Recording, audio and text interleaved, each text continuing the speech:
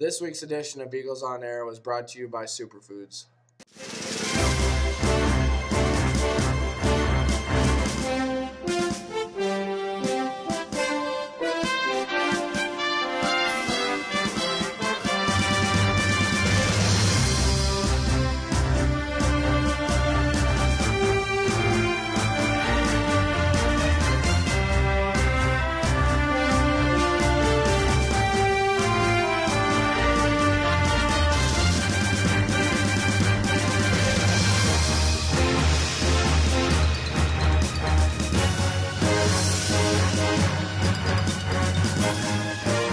Welcome to another edition of Eagles on Air.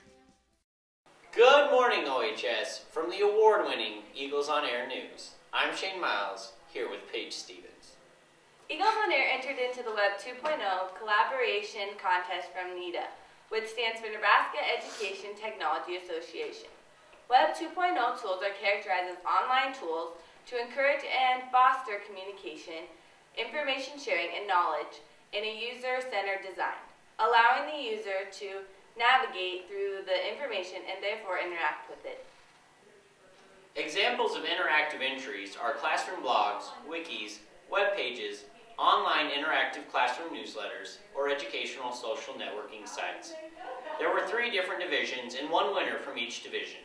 Eagles on Air doesn't just broadcast on the radio, but it can also be viewed on Channel 7, eaglesonair.com, and YouTube.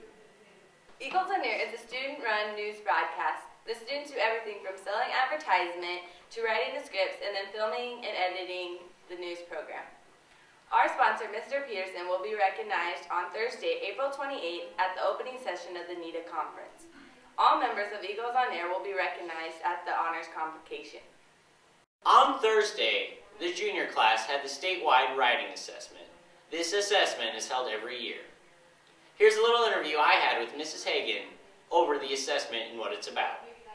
I'm here with Mrs. Hagan talking about the annual English assessments we take each year. Why do we have to take these assessments? Well, we take these assessments so that we can judge how kids are making progress towards the writing standards, and then we can use those scores in our district to compare against other schools in the state to see if we are in the range that is appropriate for the size of school district that we have. In recent years, have we done better or worse, or? We've stayed pretty consistent. We give the assessment at grades 4, 8, and 11, and we've stayed pretty consistent with other districts in the state that are our size, and even bigger and smaller districts. Last year we had a little bit of a dip, and so we're hoping to make some more progress this year. All right. One thing that's new this year is that at grade 11, the 11th graders, the juniors, this year will be taking the test pilot online. And so it's just a pilot test to see how kids do writing out their thoughts on the computer and sending them in that way. The 4th and 8th graders are still taking their assessments paper pencil. All right, well, thank you. You're welcome. On Friday, the senior class has a retreat. Last year, this retreat was intended to bring their class closer together. For the most part, it worked. This year, they are doing it again to try and help our seniors become closer. Now, let's hand it over to the weather.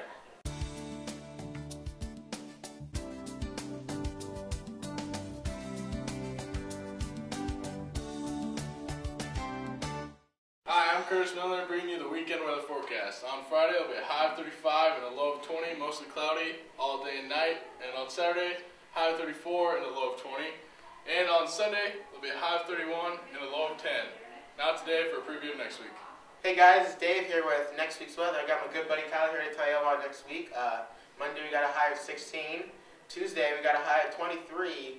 Wednesday we got a high of 17. And Kyler, why don't you tell them what we have on Thursday? High of 42.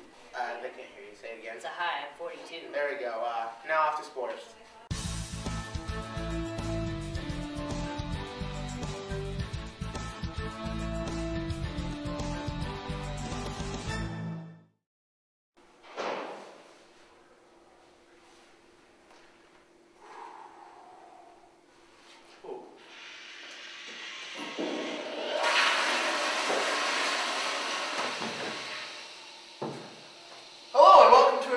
of O'Neill Sports Weekly. I'm Cody Knopp with Randy Baker, filling in for Austin Ducker, who is currently testing right now. I do the movies too.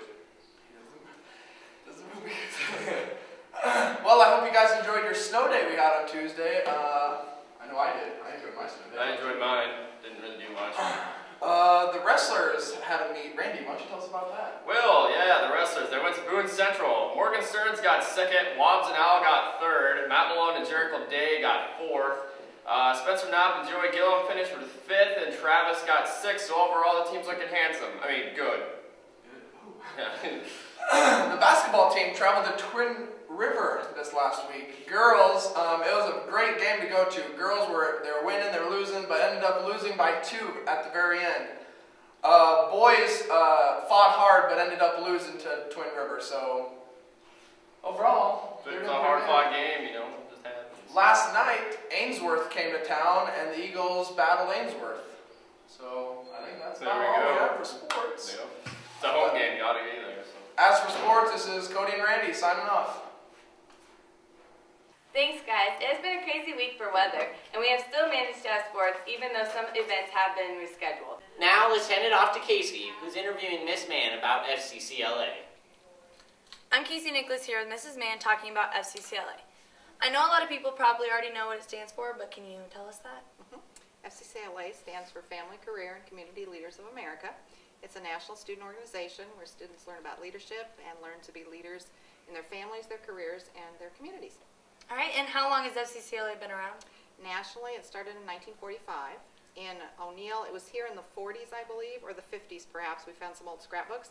But this chapter started in the fall of 1975. Wow, well, how long have you been the sponsor? 32 years. Oh, Fall in geez. 1979. What are some of your favorite memories over those years?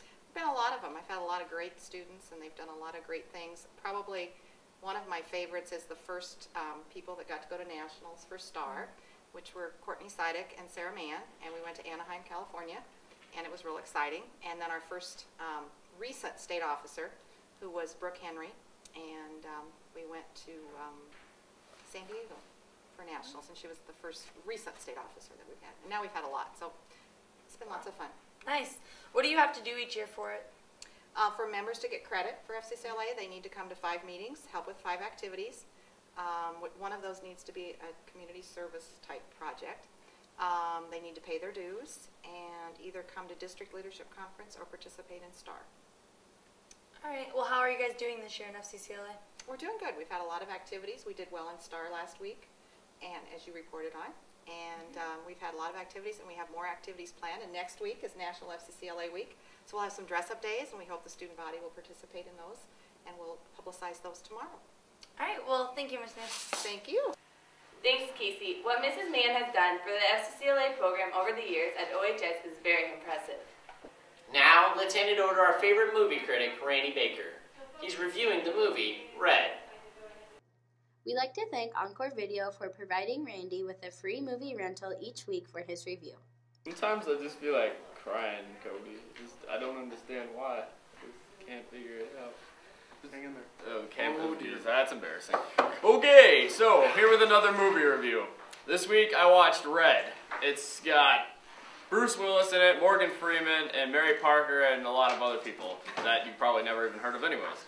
So, the character Frank Morris is played by Bruce Willis, and he is a retired CIA agent who becomes a target from what he knows, obviously, and he's then forced to run from some hitmen.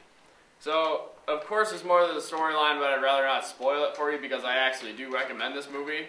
So, like I said, the storyline is pretty solid, and Bruce Willis is a pretty good actor. So, I mean, that helps out the movie a lot. So, the movie is categorized as a comedy, but I really didn't laugh hardly ever, so that's one piece of baloney. And at some points of the movie, I did feel a little lost as to what was happening, because the storyline is just a little choppy, but it still retains a good plot line, but it's kind of choppy, so that's another piece. Overall, I suggest this movie as a rental. It's not going to be one of the greatest movies you've ever seen, but it's definitely worth watching. Thanks, Randy. Glad to see that even in his old age, Bruce Willis can still make a good movie. Well, that's all for this award-winning edition of Eagles on Air. We hope you'll tune in next week. Thank you for watching this week's edition of Eagles on Air. If you have any news or comments for future broadcasts, you can email us at eaglesonairnews@gmail.com.